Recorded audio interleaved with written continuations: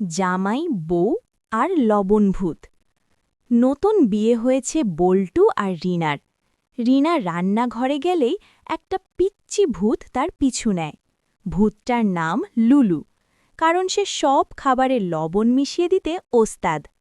কি ঘটল?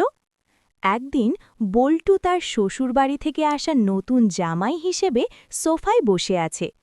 রিনা তার জন্য খুব যত্ন করে এক বাটি পায়েস নিয়ে এলো।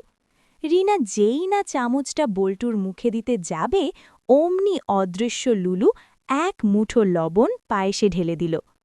বল্টু এক চামচ মুখে দিয়েই চোখ মুখ কুচকে চিৎকার দিল, উফ রিনা, পায়েস নাকি লবণের চাটনি! রিনা অবাক। সে নিজে চেখে দেখল পায়েস তো বিস্বাদ। সে বলল, আমি তো চিনি দিয়েছিলাম, লবণ এলো কোত্থেকে? পরদিন রিনা বুদ্ধি করে রান্নাঘরের কোণায় এক বাটি লবণ আর এক বাটি চিনি আলাদা করে রাখল। একটু পরেই দেখল বাতাসের মধ্যে একটা পিচ্চি ছায়া লবণের বাটি নিয়ে লোফালোফি করছে। রিনা খপ করে একটা প্লাস্টিকের ডাব্বা দিয়ে ভূতটাকে আটকে ফেলল। ছোট ভূতটা ডাব্বার ভেতর থেকে মিনমিন করে বলল, ছেড়ে দাও গো বৌদি, তোমাদের চিনি খুব মিষ্টি, তাই একটু নোনতা স্বাদ দিচ্ছিলাম।